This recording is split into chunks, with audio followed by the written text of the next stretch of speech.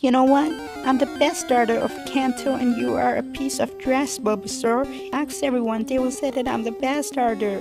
Haha, you mad at me, Bulbasaur?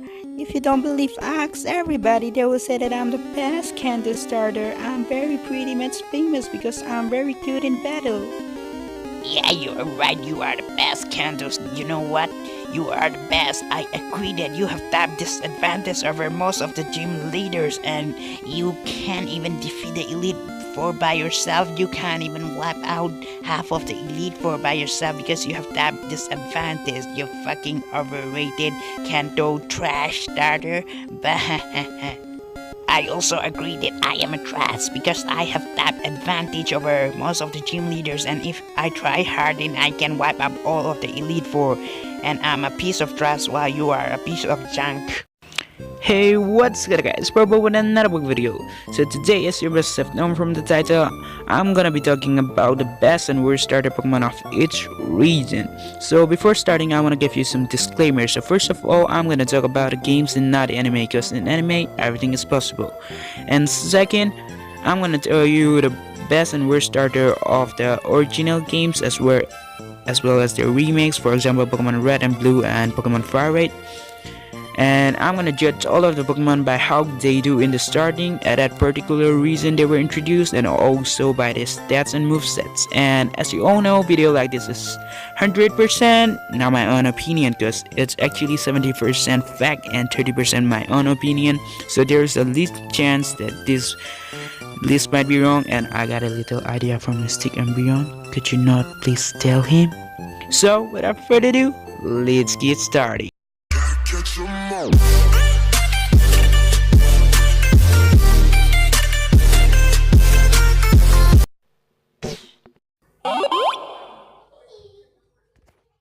Since Kanto was the first Pokemon region to be ever introduced, let's start off with Kanto. That means we are gonna talk about Pokemon Red and Blue. So for Pokemon Red and Blue, the best starter is probably Squirtle.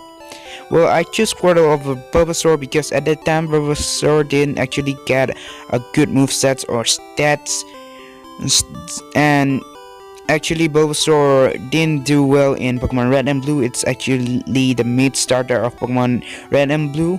So the real reason why I choose Squirtle is because it does well against most of the Elite Fours as well as the gym leaders, and Squirtle got better movesets in the original games, that means in Pokemon Red and Blue.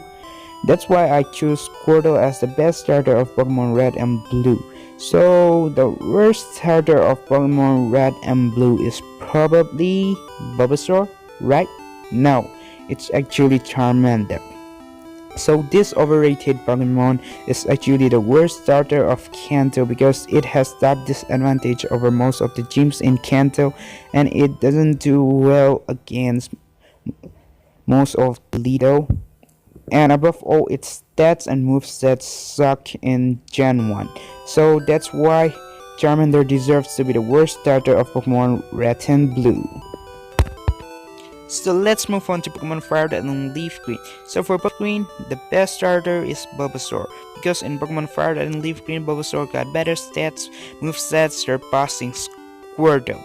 And it also do well against the gym leaders as well as the Elite Fours.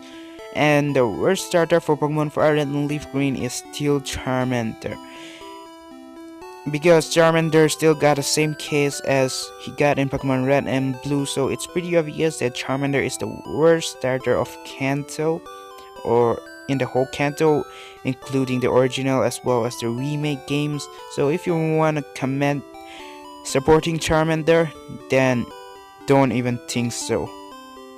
And don't even support Charmander in my comment section. I don't need views from Charmander fantards like you, so just go leave the video. It's okay to be a Charmander fan, but if you cross the limit by saying Charmander is the best Kanto starter, then you just need to go get a life and do some research and come back. So don't comment supporting Charmander, okay?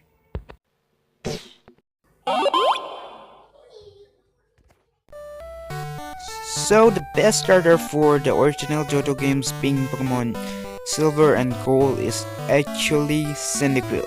So I choose Cyndaquil because it does pretty good in the start as well as in the ending, and it has got a great movesets, except it cannot defeat Whitney's Miltank if it's not over leveled. And the worst starter is still Chikorita.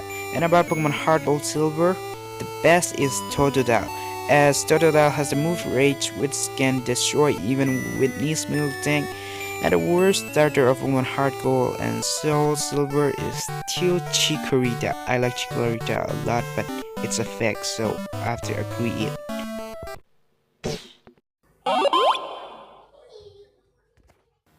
So the best starter of the original Horn games being Ruby and Sapphire is actually Mudkip. So the reason why I choose Mudkip is because it does pretty good in the starting as well as in the mid or ending when it evolves into Swampert, as there is no gym in the Horn region which has tap advantage over Swampert, and the only weakness of Swampert or Mudkip is actually grass, which is quite pretty rare in the Horn region. And also Mudkip or Swampert got the highest best total out of all the starters. And about grass type Pokemon, we don't really need to worry about it because ice is all it takes, and Swamp actually learn ice burns.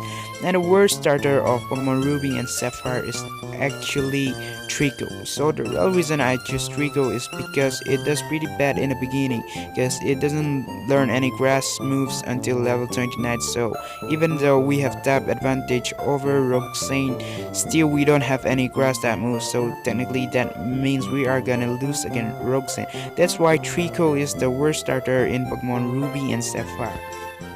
And about Pokemon Omega Ruby and Sapphire, the best starter is still Mudkip, and with Mega Evolution Swampert they do pretty good in Horn region. Worst starter in Pokemon Omega Ruby and Sapphire is actually Torchic. So the real reason why I choose Torchic is because it's pretty much weak in the beginning.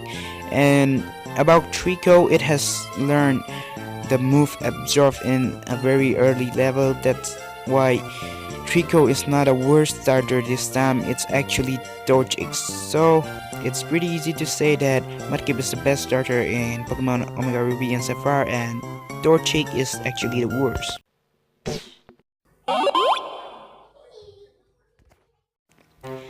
So the best starter of Sinnoh games, that means Pokemon Diamond and Pearl, is actually Chimchar, and the worst is actually Turtwig, because Turtwig has got some of the worst stats and movesets, and when it evolves into Torterra it's pretty much low. So that's why Turtwig is the worst starter while Chimchar is the best starter, and I don't need to explain why Chimchar is the best starter of Sinnoh.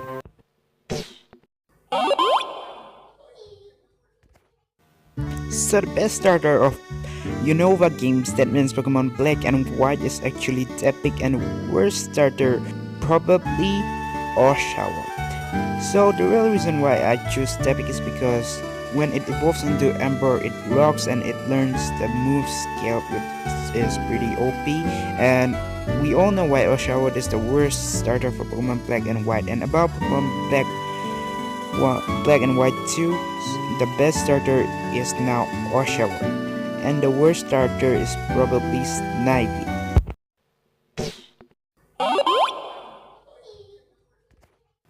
So the best starter of Kalos, that is Pokemon X and Y, is actually Froggy. So the reason I choose Froggy is because it has got some of the great movesets as well as some good stats, and also it is pretty much fast, which is pretty much useful in knocking out opponents really quick. And the worst starter for Kalos, that is Pokemon X and Y, is actually Fennekin. So the real reason why I choose Fennekin is because it does pretty bad in the mid. So it's obvious that Fennekin deserves to be the worst starter of Kalos.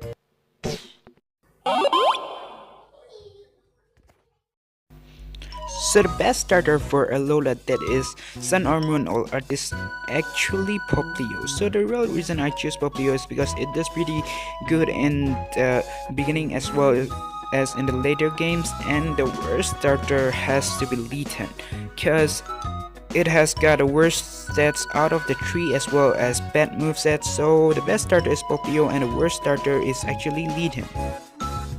So with that guys, I'm gonna end this video here, so please make sure to like, subscribe, and comment down in the comment section below. And I wanna say sorry because I just took a lot of time in Kanto and I just rushed up from the horn part, so I'm pretty much sorry for that. So if you enjoy it, then please don't forget to follow me on Instagram at Paul Midoya. For now, it's gonna be a bye.